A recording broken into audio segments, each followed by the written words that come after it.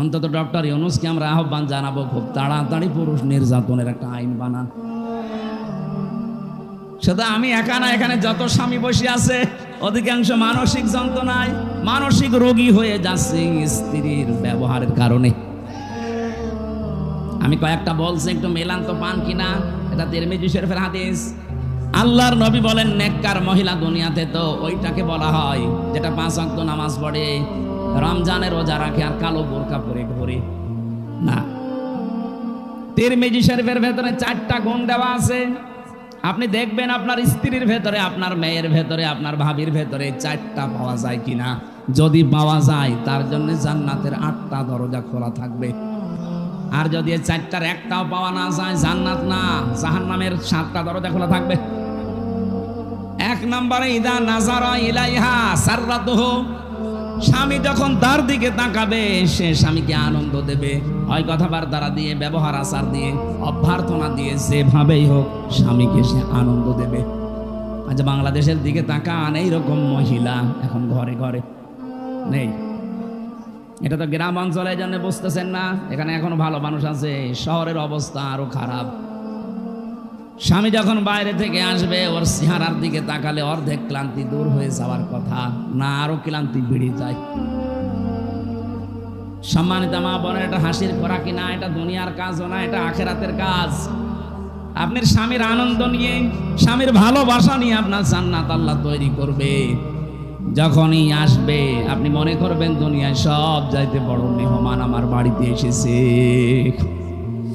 নবীজির স্ত্রী উম্মে সালমা, না উম্মে মাইমুনা, হযরতে মাইমুনা রাদিয়াল্লাহু তাআলা আনহা, তিনি একবার সাজগোজ করে বাড়িঘর পরিষ্কার করে বিছানা পাতি চাদর বিছিয়ে তিনি অপেক্ষায় আছেন। এলাকার মেয়েরা এসে বলে, মাইমুনা কে আসবে আজকে এত সাজগোজ? হযরতে মাইমুনা বলেছেন, হে আমার এলাকার মানুষেরা, হে মহিলারা, এ পৃথিবীর সর্বশ্রেষ্ঠ মেহমান আমার স্বামী মুহাম্মদুর রাসূলুল্লাহ আজকে বাড়িতে আসতেছে। বলেন তো, তাদের কাছে সবচাইতে বড় মেহমান ছিল তার স্বামী।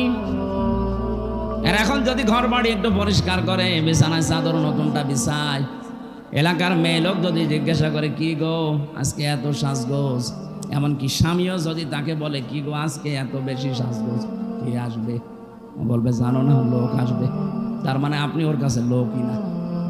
কি আপনি কি ওর কাছে? কিছুই না। ওর বিয়ে আসবে বলে এত সাজগোজ করে বসে আছে। আপনি জিজ্ঞাসা করলেও বলবে, আজকে জানো না লোক আসবে। আমি কি লোক না?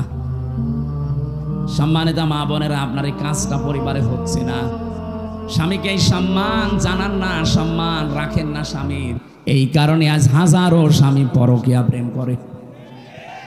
দেখলেন, এখানে ওই রোগে রোগী আছে, হাজারো মেয়ে লোক বসে আসে দেখলাম। সম্মানিত মা বোনেরা, আপনার কারণে আজ স্বামী পরকীয়া প্রেম করছে।